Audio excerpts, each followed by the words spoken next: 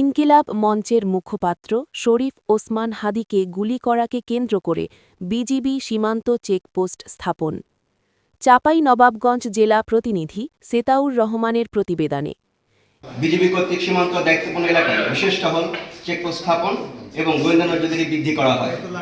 সম্প্রতি চাঁপাইনবাবগঞ্জ সীমান্ত এলাকা দিয়ে দুষ্কৃতিকারীরা বাংলাদেশের অভ্যন্তরে বিশৃঙ্খল পরিবেশ সৃষ্টির লক্ষ্যে বেশ কিছু পরিমাণ অস্ত্র প্রবেশের পরিকল্পনা করছে বলে জানা যায়। এরই ধারাবাহিকতায় ঊর্ধ্বতন কর্তৃপক্ষের নির্দেশ মোতাবেক চাঁপাইনবাবগঞ্জ ব্যাটালিয়ন 53 বিজিবি এর মনোহরপুর দায়িত্বপূর্ণ এলাকায় সীমান্ত হতে আনুমানিক 1 কিলোমিটার বাংলাদেশের অভ্যন্তরে গোপালপুর নামক স্থানে একটি বিশেষ অভিযান পরিচালনা করা হয় আজ সকাল 9টার দিকে। অভিযান পরিচালনাকালীন সময়ে দুজন মোটরসাইকেল আরোহীকে দূর থেকে থামতে সংকেত দেওয়া হলেও মোটরসাইকেল আরোহীরা দ্রুততার সাথে বাঁক পরিবর্তন করে স্থান ত্যাগ করে এবং এই সময় তাদের মোটরসাইকেল থেকে একটি ব্যাগ পড়ে যায়। আমাদের টহলদল পরবর্তীতে ঘটনাস্থল থেকে ব্যাগটি উদ্ধার করে এবং সেখানে পলিথিনে মোড়ানো অবস্থায় 4টি ইউএসএ প্রস্তুতকৃত বিদেশি পিস্তল, 9টি ম্যাগাজিন এবং 24 রাউন্ড গুলি উদ্ধার করা হয়।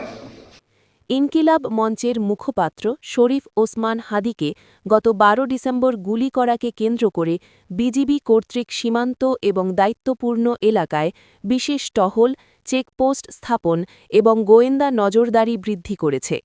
ধারাবাহিকতায় চাঁপাইনবাবগঞ্জ ব্যাটালিয়ন 53 বিজিবির মনোহরপুর বিওপির দায়িত্বপূর্ণ সীমান্ত এলাকায় 15 ডিসেম্বর সকাল 9 ঘটিকায় 4টি বিদেশি অস্ত্র, 9টি ম্যাগাজিন ও 24টি গুলি আটক করে মনোহরপুর বিওপির টহল দল।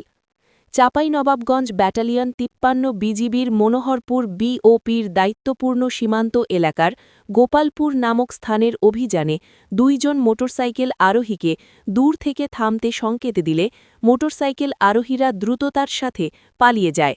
এ সময় মোটরসাইকেল থেকে একটি ব্যাগ পড়ে গেলে টহল দল অস্ত্রগুলো উদ্ধার করে। অধিনায়ক লেফটেন্যান্ট কর্নেল কাজী মুস্তাফিজুর রহমান অস্ত্র আটকের বিষয়টির সত্যতা নিশ্চিত করেন।